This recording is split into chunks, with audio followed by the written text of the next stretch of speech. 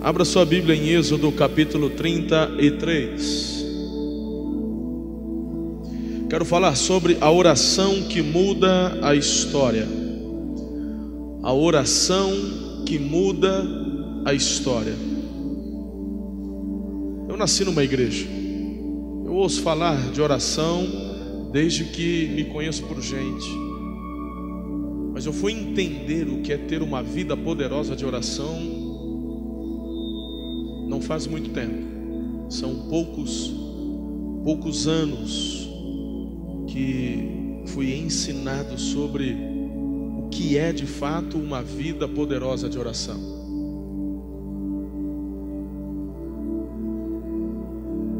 E eu quero falar com vocês sobre a oração que muda a história.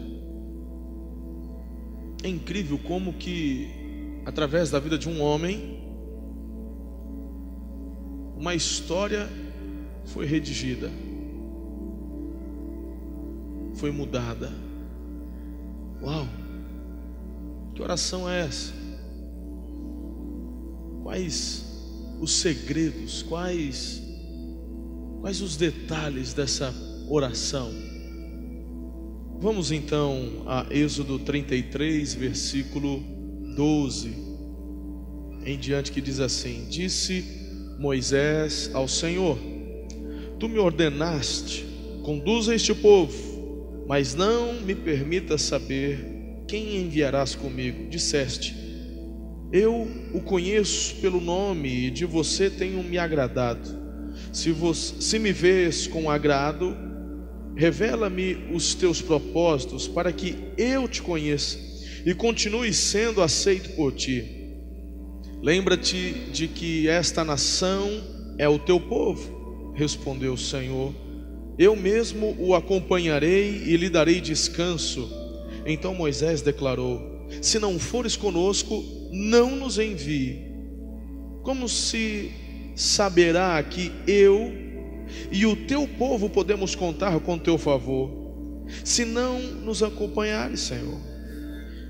Que mais poderá distinguir a mim e a teu povo de todos os demais povos da face da terra? O Senhor disse a Moisés: Farei o que me pede, porque tenho me agradado de você e o conheço pelo nome. Então Moisés disse: Peço-te que me mostres a tua glória. E Deus respondeu: Diante de você farei passar toda a minha bondade, e diante de você proclamarei o meu nome, o Senhor. Terei misericórdia de quem eu quiser ter misericórdia, e terei compaixão de quem eu quiser ter compaixão.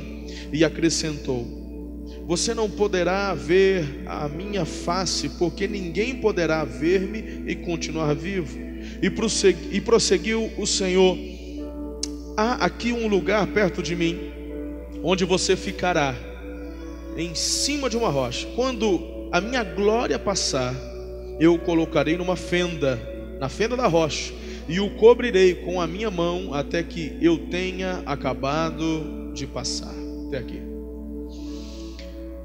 A oração que muda a história. Você conhece bem a história de Moisés, a vida de Moisés. E a vida de Moisés tem me inspirado desde o início do meu ministério. A forma como Deus o vocacionou, o chamou, a forma como ele mesmo olhava para si e falava: Eu não posso, eu não consigo, envia outro. E o Senhor fala: Não, eu tenho um plano para a tua vida. Agora subiu demais, filho. Eu tenho um plano para a tua vida, querido. É você mesmo. E nas suas necessidades e deficiências eu levantarei pessoas que vão te ajudar, te auxiliar. E é gostoso ver como Moisés então tem aprendido desde o seu chamado e para o início do seu ministério, que era libertar o povo.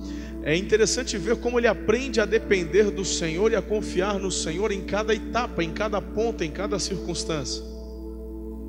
Uma das coisas que muitas vezes não conseguimos entender é que, mesmo sendo fiel e servindo ao Senhor, passamos por dias difíceis e por adversidades. Queridos, só há vitória se há luta. Aprenda.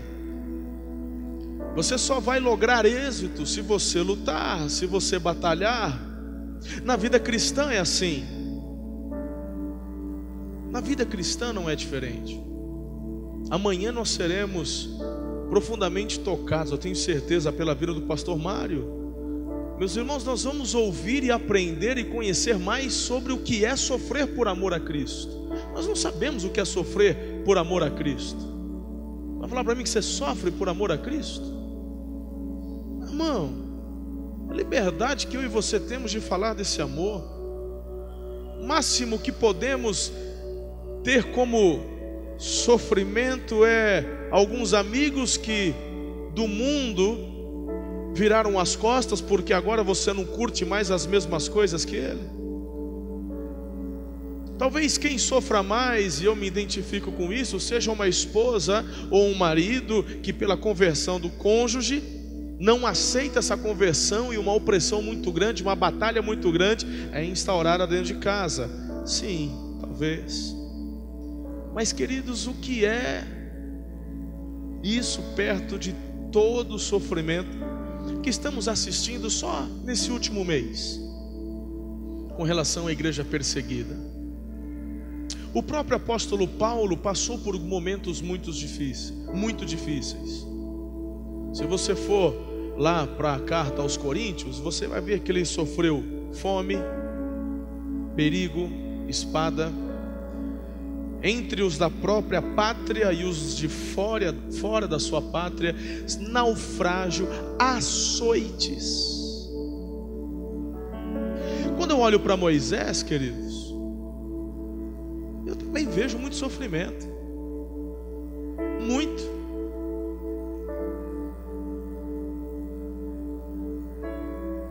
Aí eu vejo que num determinado momento,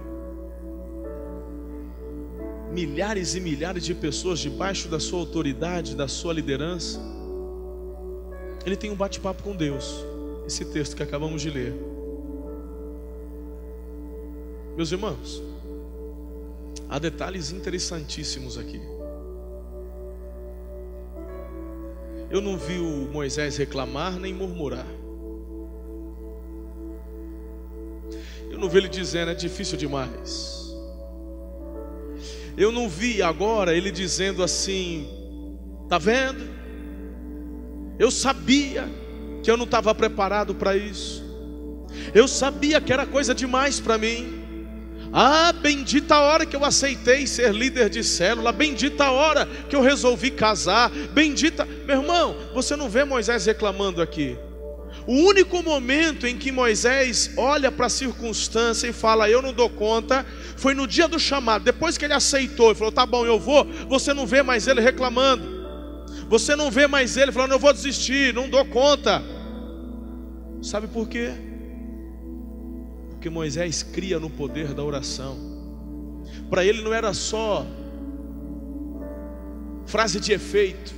Para ele não era só algo que o pastor tinha falado, olha, vamos orar todo dia, vamos procurar acordar de madrugada. Porque para Moisés, oração não é só como uma programação, onde toda sexta-feira às 22 horas, você vai se reunir para orar junto com a igreja. Não, Moisés, meu irmão, ele não olhava para trás, porque ele cria no poder da oração. E a oração de Moisés mudou a história.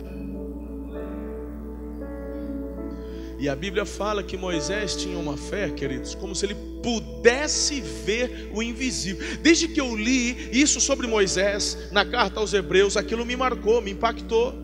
E eu falei, Senhor, eu quero essa fé que quando eu olho para o vazio, é como se eu pudesse enxergar o próprio Senhor Jesus materializado do meu lado. É esse versículo que tem me encorajado a algumas loucuras. Quando eu vou viajar sozinho, põe cinto de segurança para o Espírito Santo, essas coisas assim. Senhor, eu quero ter uma fé como se eu pudesse ver o invisível. Porque quando eu olho para essa oração que eu acabei de ler para vocês, a impressão que me dá é que Moisés está vendo o próprio Deus. Ele está em cima, ele está orando, ele está conversando, e parece que é Mas meu irmão, ele não está vendo nada, tanto que ele pede, eu quero ver. Mas não parece que ele já estava vendo? Está aqui. Quando eu oro, quando você ora, como tem sido esse relacionamento? Muitas vezes pautamos nosso sucesso familiar, ministerial, profissional, a nossa vida cristã, de acordo com as respostas que Deus dá. Não, você está equivocado, irmão.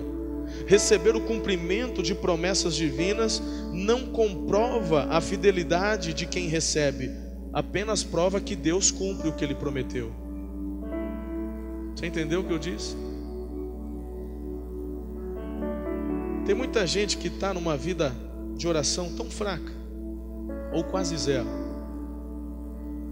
Tem muita gente que não tem sido fiel ao Senhor, seja no seu tempo a sós com Ele, seja com os seus recursos financeiros, mas ele ao seu redor não vê nada de ruim acontecendo, aí fala, Deus está comigo. Meu irmão, o fato de Deus estar cumprindo o que prometeu, isso diz respeito à fidelidade dele. Quantos pastores, não poucos, quantos pastores, mesmo em pecado, diante de seus púlpitos, pessoas ainda se convertendo e sendo curadas.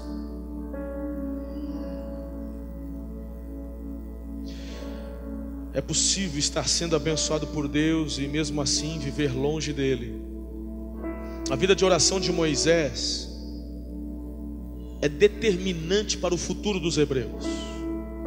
E eu quero compartilhar, eu quero destacar 5 princípios da vida de oração eficaz com base nessa experiência de Moisés.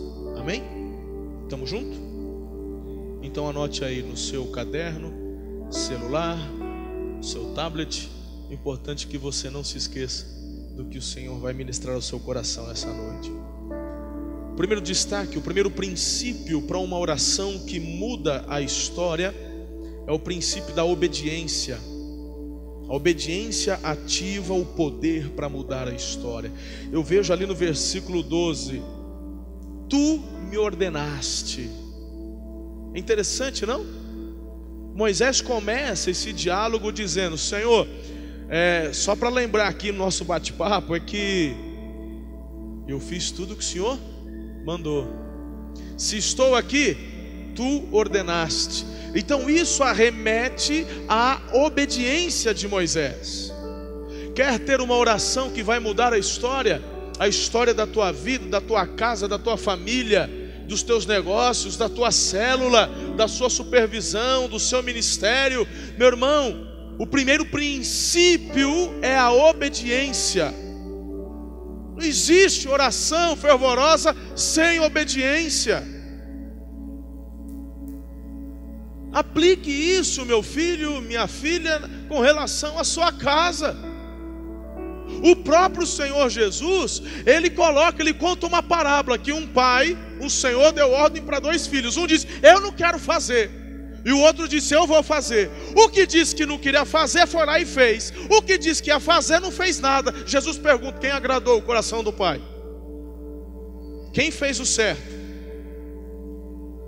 Então não adianta nada, meu irmão, eu vesti uma carapuça de crente, e tem várias aí para você comprar, e lá fora não acontecer obediência. Você pode obedecer aqui dentro, você pode obedecer, você pode não faltar no culto da vitória, você pode não faltar na célula, você pode não faltar nas vigílias, você pode ir em todas as alvoradas de oração de segunda a segunda, mas meu irmão, o que conta é quem você é dentro da sua casa, dentro da sua empresa, a obediência que você tem ao Senhor lá. É no seu tempo a sós. Você vê Moisés falando a sós. Ele não está diante do povo dizendo, olha, vejam como eu obedeço a Deus. Ele está falando com o próprio Deus. É no lugar secreto, meu irmão, que a obediência conta. Quer ter uma vida de oração que vai transformar a história? Lembre-se que a obediência ativa esse poder. A obediência ativa esse poder. Que o Senhor tenha misericórdia da minha e da sua vida, filhos. Quantas vezes temos ouvido a orientação, os princípios e não obedecemos? Quantos preceitos na palavra de Deus imutáveis, inegociáveis?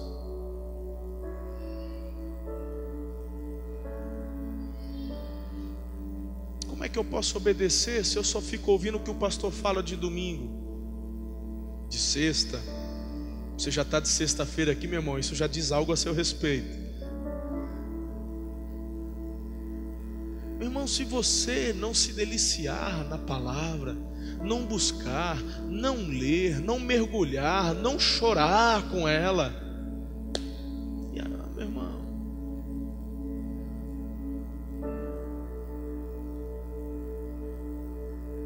obediência. Obediência quero, diz o Senhor. Obediência.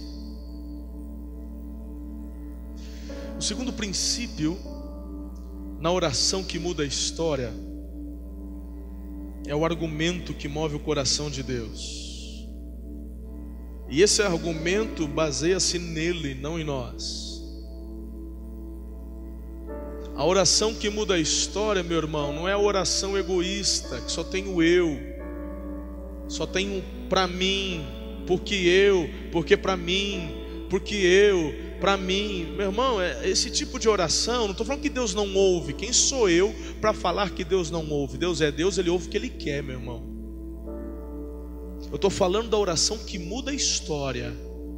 Eu estou falando da oração que vai impactar não só você, mas onde você está. Vai mudar a história. O argumento dessa oração está baseado no Senhor, não em você. Queridos, olha só ali o versículo 12, a parte B, o versículo 13, onde fala: eu o conheço pelo nome, e de você tenho me agradado. Se me vês com agrado, revela-me os teus propósitos, para que eu te conheça e continue sendo aceito por ti. Lembra-te de que esta nação é o teu povo. A oração de Moisés tem a ver com um propósito, com a vontade de Deus. Veja como o coração dele, meu irmão, está desapegado. O coração dele está totalmente envolto pela vontade, sonhos e propósitos de Deus. Algo que o Senhor colocou em seu coração lá atrás, na época, no dia do seu chamado. Falou: você vai ser esse homem. Falou: amém, estou na pegada. Então tá bom. Depois que Deus o convenceu, ele falou: então tá bom, estamos juntos. Algo precisa mudar mais em nossas orações. Eu tenho procurado colocar isso em prática já há um tempo. Tirar um pouco o eu, um pouco para mim, um pouco, e colocar: Senhor, teu povo, tua igreja, tuas ovelhas, para tua glória, tua vontade. Algo me marcou aqui em 2000, quando o pastor Enoque de Londrina veio. 2013, não foi? 2013. E eu tenho gravado, eu pedi para gravar, tem esse CD gravado, ele está na minha mesa, na minha sala, para eu relembrar disso sempre. No culto de domingo à noite, foi tão lindo, o pastor Enoque pregou, e depois o Senhor, o Espírito Santo, usou muito a vida da Mônica, que trouxe palavra, profecia com relação à nossa igreja, à minha vida, ao meu ministério. E queridos, foi muito forte aquilo para mim. Foi demais, foi tremendo. E ela falando, sendo usada pelo amado Espírito Santo. E eu me lembro muito bem que ela foi trazendo como boca de Deus, que a profecia é o próprio Deus se manifestando através da boca de alguém. E ela se colocando nessa primeira pessoa e trazendo o recado. E eu ali recebendo, falei: Senhor, obrigado. E ele falando do que ele fez, do que ele irá fazer. E eu falei: aleluia, amém, Senhor, eu creio. E de repente eu lembro muito bem que ela disse assim: e tudo isso por amor. Aí, antes dela terminar, minha mente voou na frente e falou: ele me ama, aleluia. E ele disse: por amor ao meu nome. E nesse momento, queridos, foi uma lição tão poderosa para mim, que eu falei: Senhor, isso não tem a ver comigo, tem a ver contigo. E para mim foi extraordinário. Se não tivessem me segurado, tinha caído ali, porque foi um baque. Eu falei: Senhor, é isso. É por tua causa, é por amor ao teu nome, é por tua glória, é por tua vontade, teus sonhos, propósitos, projetos. Nós somos assim, meus irmãos. Basta você ganhar um pouquinho de dinheiro a mais, basta você tirar boas notas acima da média na sua faculdade, basta você se destacar em alguma coisa, logo vem, meu irmão, o verme do orgulho. E queridos, eu aprendo com Moisés aqui, e ele fala: Senhor, eu tenho um objetivo, que é conhecer teus propósitos, para cumprir tua vontade. Qual é o argumento nas tuas orações? Qual é a tua argumentação diante do Senhor? É só meu para mim, por causa de mim, porque eu choro demais, porque eu sofro demais, porque eu sou doente demais, porque eu não tenho dinheiro, meu dinheiro é de menos, a doença é demais, o dinheiro é de menos. É só isso que o teu argumento é só esse? Eu vejo que o argumento de Moisés era um argumento que tocava o coração de Deus. Tinha a ver com obediência, tinha a ver com o coração de Deus. O terceiro princípio de uma oração que transforma a história é o alvo da oração, que deve ser o propósito, e o conhecimento de Deus. Olha lá o versículo 13: se me vês com agrado, revela-me os teus propósitos. Qual o teu sonho para a minha vida? Porque eu tenho uma razão de existir, Senhor. Tu me criastes, tu me separastes, eu fui vocacionado, fui chamado pelo Senhor. O Senhor me colocou nessa igreja, e o Senhor tem colocado uns sonhos malucos aí no coração do meu pastor. Então, qual é o teu sonho, o teu propósito para mim, Senhor? Para que eu me una a esta igreja, para que eu me fortaleça nessa família, cresça, para que a tua vontade maior seja realizada. Deus tem uma vontade maior, vontades específicas. Os propósitos do Senhor não é só de atacado não, filho, é no varejo. Não pense você que quando Deus ele fala comigo, ou traz um recado ao meu coração e para a igreja, meu irmão, isso tem a ver com cada um na sua pessoalidade.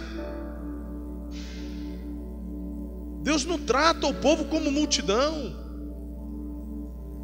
Ele quer arrebanhar uma grande multidão. Eu vejo isso em Lucas 14. Mas quando se trata de relacionamento, Ele tira os olhos da multidão e vem para a pessoalidade. É você, é o propósito para a tua vida. E dentro desse propósito, meu irmão, Ele vai tocar, falar, unir, para que se junte, para que... E como Ele não é um Deus de bagunça, Ele é um Deus de paz. Como Ele é um Deus de organização, meu irmão, o que Ele vai falar com você, o que Ele vai tocar na tua vida, está em comum acordo com aquilo que Ele tem revelado para a vida do pastor, para a vida da diretoria. E aí, meu irmão, você vai vendo o propósito de Deus, tanto no macro, no médio, no mínimo, em cada detalhe. Tudo isso se unindo, se juntando. Quarto princípio de uma oração que muda a história. Você está entendendo o que eu estou falando aqui hoje à noite? Querido, quando eu entendi isso daqui, muitos não entenderam. de verdade eu acredito que a história de Araçatuba pode ser transformada. Birigui, Penápolis, toda a nossa região, queridos, Adamantina, Epitácio, Promissão, eu creio. Eu preciso ter no coração o que Moisés tinha ao falar com Deus. O quarto princípio é esse: o propósito das promessas é o relacionamento entre Deus e o seu povo. Olha lá o versículo 15 e 16. Então Moisés lhe declarou: se não fores conosco, não nos envies. Como se saberá que eu e o teu povo podemos contar com o teu favor, se não nos acompanhares? Que mais poderá distinguir a mim e a teu povo de todos os demais povos da face da terra? Então veja que Moisés, ele deixa muito claro o porquê do chamado lá, quando ele estava no meio do deserto cuidando das ovelhas, e o Senhor se manifesta na sarça. O propósito de Deus é engrandecer o nome dele e humilhar Faraó. O propósito de cada milagre. E você vê aqui Moisés deixando bem claro: o propósito de tudo isso, Deus, é o relacionamento, é a intimidade, Senhor, que eu quero ter contigo, mas isso é porque o Senhor se manifestou primeiro em meu favor. É o Senhor que quer ter esse relacionamento comigo e com todo o teu povo. Perceba em cada detalhe. Meu irmão, ninguém gosta de passar provação, nem eu. Quem que gosta? Quem que é o doido que vai dobrar o joelho aqui? Hoje eu vim pedir provação para o Senhor. Quem? Nunca vi. Até mesmo porque não precisa pedir, elas vêm. Se pedir então, misericórdia. Mas sabe por que o Senhor permite? Tem um propósito, o porquê Ele permite as provações. Pense no seu filho. Quem tem filho adolescente sabe do que eu estou falando. Quem já tem filhos adultos que passaram pela adolescência sabe. Você também pode aplicar isso para criança, mas é mais com adolescente. Uma das características do adolescente é ele achar que já é independente. É isso? É um processo. A adolescência é marcada porque ele começa a ter pensamentos e atitudes de adulto, mas com nuances de criança. Isso marca a adolescência. Por isso que o adolescente precisa muito do pai, muito da mãe. É um momento de muito diálogo, conversação. Ele vai testar os limites, porque como ele está sendo levado a um amadurecimento, como ele está, o fluxo normal é ele almejar a fase adulta, e uma das características da fase adulta é a independência. Ele já tenta jogar isso dentro de casa. Então ele quer fazer tudo sem o auxílio dos pais, que ele sabe, ou pensa que sabe. E para um adolescente de 15, 16 anos andar com a mãe dirigindo, é quase que uma afronta. É quase uma afronta para ele. Como é que ela pode dirigir e eu não? Eu sei muito mais que ela. Eu sei dirigir melhor que ela. Lembra da sua fase? É isso é adolescência. Só que há momentos na adolescência que ele chega num beco sem saída, e por falta da plena maturidade e falta de experiência, ele não sabe que existe uma saída. Ele não consegue enxergar a luz no fim do túnel. Nesse momento ele entra em crise, desespero, medo. Nessa hora o que ele faz? Ele procura a mãe ou o pai. E nesse momento, se a situação é séria, ele chega para o pai e para a mãe Normalmente ele não faz isso com os dois, ele vai fazer com um ou com o outro, com quem ele tem mais afinidade, em quem ele confia mais. Ah, mas não confia nos dois? Vai depender do teu grau de relacionamento com ele. É você quem vai ditar isso. Se aproxime mais do seu filho e ele vai confiar mais em você. Ele vai procurar em algum momento onde ninguém vai estar vendo, onde ele vai ter liberdade de abrir o coração, porque nessa hora ele vai soltar suas armas. É nesse momento que ele baixa o escudo. É nesse momento que ele sabe, pela circunstância, que de fato ele não sabe de tudo. É nesse momento que ele se sente vulnerável. É nesse momento onde ele se achega ao colo do pai ou da mãe e fala: eu não sei o que eu faço, por favor me ajuda.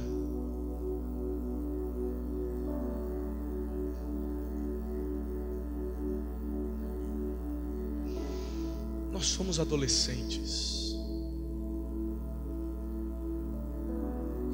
E o Senhor, querido, sabe qual é a hora para você baixar a guarda e, como uma criança, se aninhar no colo dele e falar: eu não sei o que eu faço. É na hora da provação. É na hora do vento forte. É na hora, muitas vezes, que o sustento falta, o emprego falta, que a saúde vai embora. E aí, meus irmãos, é incrível, porque muitas dessas vezes você se achega ao colo do papai, nu, desprovido de orgulho, desprovido do conhecimento.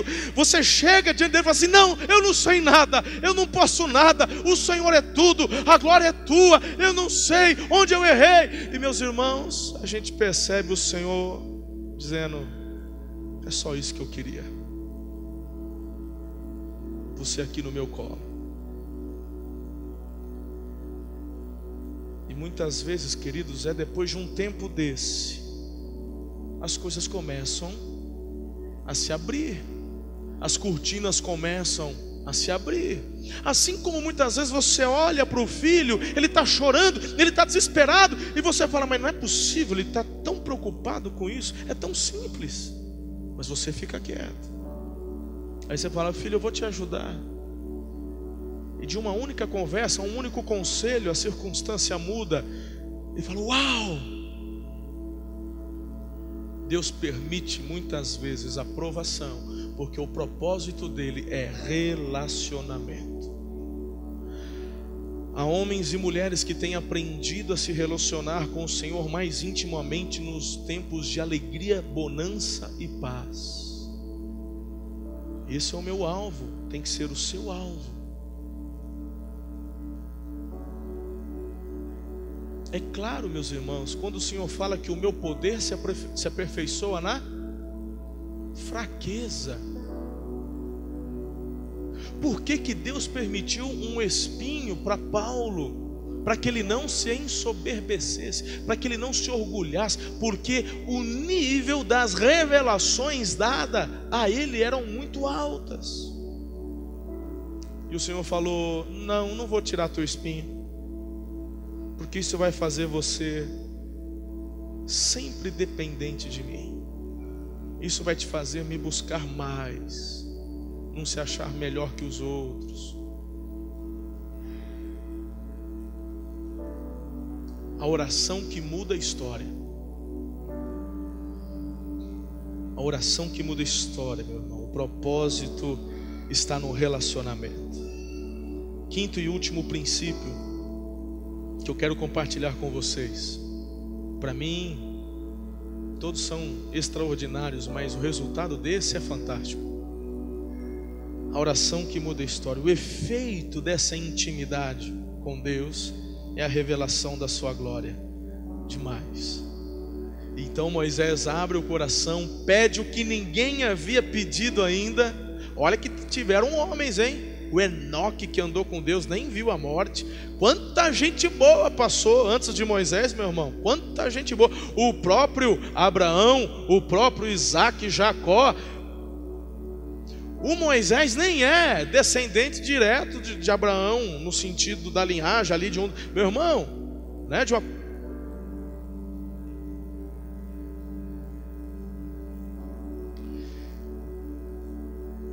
E ele pede e Deus dá. A gente não vê, meus irmãos, um destaque nessa genealogia de Moisés, que eu estou me referindo à genealogia de Judá, por quem vem o Messias. Mas Deus olha para Moisés com uma graça tão linda. Você quer ver minha glória? Já vou cantar a bola. Ninguém aguenta, ninguém pode, mas eu quero. Então vamos fazer o seguinte: eu vou passar minha bondade, olha, você vai sentir um negócio muito doido. Mas quando a minha glória se manifestar, tá vendo aquela frestinha ali? Lá naquela rocha tem uma fenda. Entra lá. Combinado?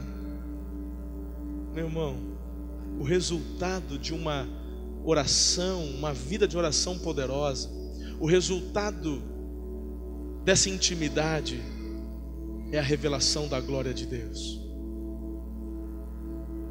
A gente consegue ver nos olhos, no rosto das pessoas que têm essa intimidade, que estão vendo a glória do Senhor. Isso é revertido através de atos, ações e atitudes, reações. A vida de oração de Moisés transforma sua maior crise de fé em sua mais significativa experiência espiritual. Ele foi buscar o Senhor por conta do povo, e ele sai de lá marcado. Ele desce de lá com o rosto brilhando. Que pode ser mais significativo que contemplar a glória de Deus a ponto de vê-lo, mesmo que seja só pelas costas, como foi aqui com Moisés. Isso está disponível para você, para você, para você, para todos nós, inclusive para mim.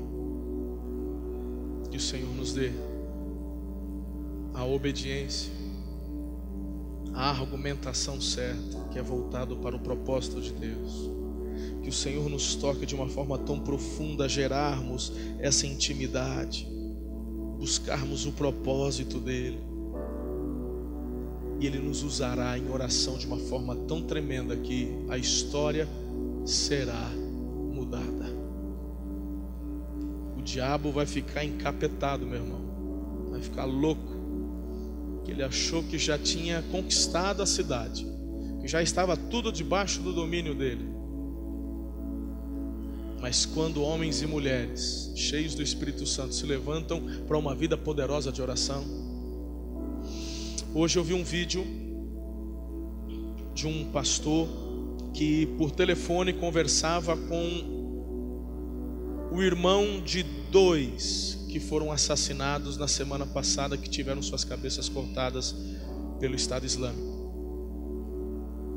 E esse irmão conversando em árabe, esse pastor, dava para ver que era uma igreja, um lugar assim, ele conseguiu, e ele conversando em árabe, e a legenda embaixo, conversando, e ele perguntando.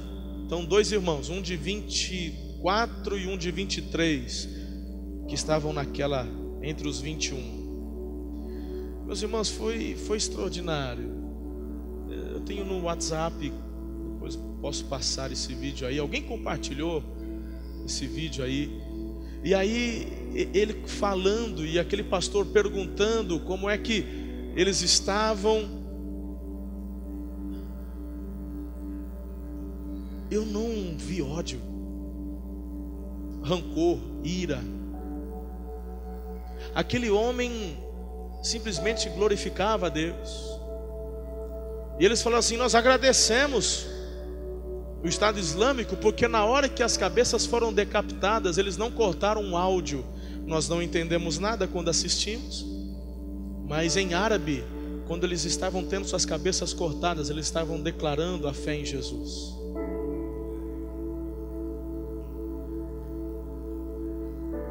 Aí o pastor perguntou: e como é que está a fé de vocês? Falou assim: o que nós sentimos é um orgulho. O que eu sinto com relação aos meus irmãos é um orgulho por ter 2 irmãos meus mártires, 2 irmãos meus que deram a vida, que não negaram a Jesus na hora da morte.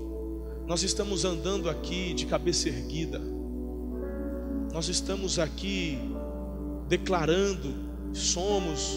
Estou falando com as minhas palavras, eu assisti o vídeo uma vez, depois tem os detalhes. Aí o pastor perguntou com relação à mãe deles. A mãe perdeu 2 filhos. E mais ou menos assim ele disse que, falou, hoje ou ontem conversava com minha mãe sobre isso. E ela disse que se ela visse um dos assassinos dos seus filhos,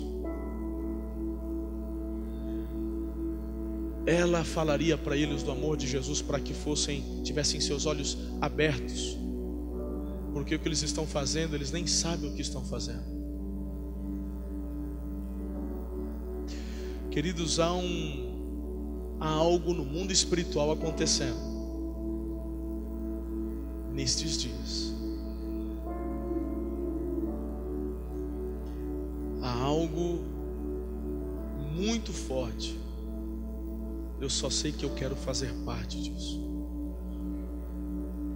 E o Senhor quer usar a sua oração, a minha oração, porque uma oração poderosa muda a história.